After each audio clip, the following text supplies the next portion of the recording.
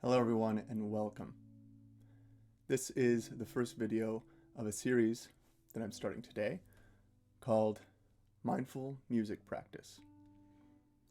And so my objective for this video series is to link a lot of the different concepts that we can learn about in traditional mindfulness and meditation practices from a lot of the Eastern traditions and things, and how that can actually apply to things like learning a musical instrument.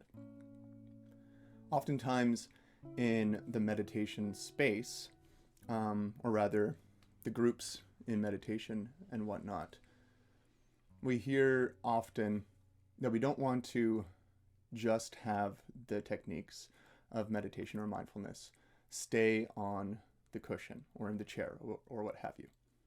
We want to take those techniques and apply them in everyday waking reality. Now, we get some instruction sometimes about that, but for the most part, things are very vague, right? We don't have very specific examples of how to do that when it comes to things like learning physical skills, for instance, like learning how to play a musical instrument, learning how to sing, or for that matter, any sort of skill.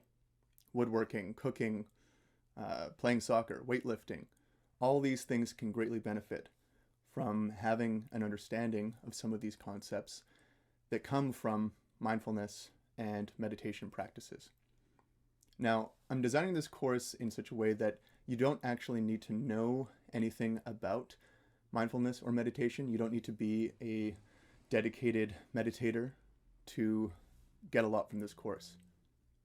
This course is designed that I'm going to be relating a lot of these techniques that I've learned personally through years of practice, how to apply these things to things like learning an instrument.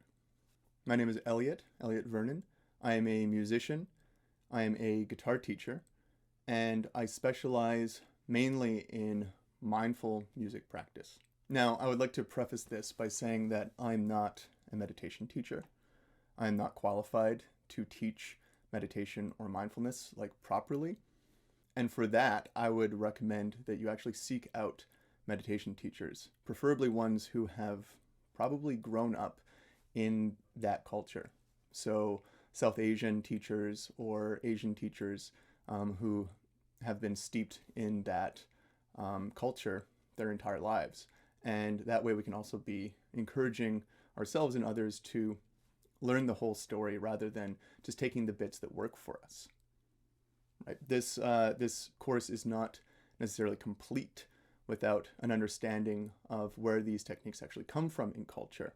And it's important for us to seek that out. I would recommend finding maybe a Buddhist center near your house, or a Zen center, or maybe a Hindu temple. You can look up things like the Self-Realization Fellowship. They have locations all around the world and in North America that can give you further instruction on how to implement these things into your life. When it comes to music practice, I think that there are a lot of things that we miss out on. And in this course, I'm going to be talking about how we can actually optimize our music practice so we can get a lot more out of the time that we are willing to spend. Oftentimes, we have students who don't want to dedicate hours of practice every day. And that's okay. We don't actually need to be practicing for hours on end every day to get a huge amount done. Now, you often hear professionals say, if you're not willing to spend 6 hours a day, then you're not going to be able to make it as a professional musician. I don't think that that's true. And I think that we have a lot of examples of where that actually is not the case. A lot of pop musicians and rock musicians aren't necessarily known for spending hours of practice on a daily basis. It's not to say that they don't practice at all, but it's just to say that we don't necessarily need to be spending all of our waking hours engaging with practicing music. So we're going to go through a lot of things in this course. I'm going to try to make it as accessible as possible, have shorter videos so that we can absorb this without having to dedicate a huge amount of time. I know everybody's time is limited, and if you're even watching this course, that probably means that you are wanting to take advantage of your time a little bit more, get more out of your time. So in that, I don't want to be necessarily wasting your time with having every single video be a half hour long. So the first thing is first, we want to define some things. What is mindfulness? What is meditation? What are we actually going to be learning in this course? And how does that translate to getting more out of our practice time? How do we get more quality out of our time rather than putting in the quantity of minutes or hours? The techniques that I'm talking about in this course are going to be pretty central to any mindful or meditation practice. And they're largely the skills that we learn in engaging with those things.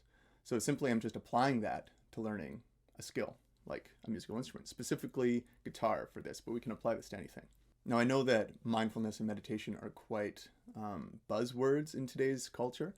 In the 2020s now, this has been kind of in the pop culture zone for a lot of time. People are saying how to improve your productivity, how to be less stressed, all these things. And those are all great things. Those are all amazing side effects of mindfulness and meditation.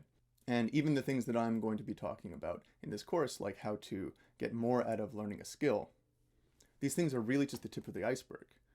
We can get unbelievable amounts out of a meditation practice or out of a mindful practice, and bringing consciousness and cultivating self-awareness in all aspects of our life can be literally life-changing. I know certainly it has been for me. And when I started applying these things to learning guitar, my playing took on a whole new life. And I was able to learn things in a fraction of the time. And so this is what I'm going to be focusing on teaching you. So I'm going to leave that here for the first video. Hopefully that was a pretty good introduction. And we're going to jump into defining some things in the next video. And then I'm going to give us some of our first exercises. See you in the next session.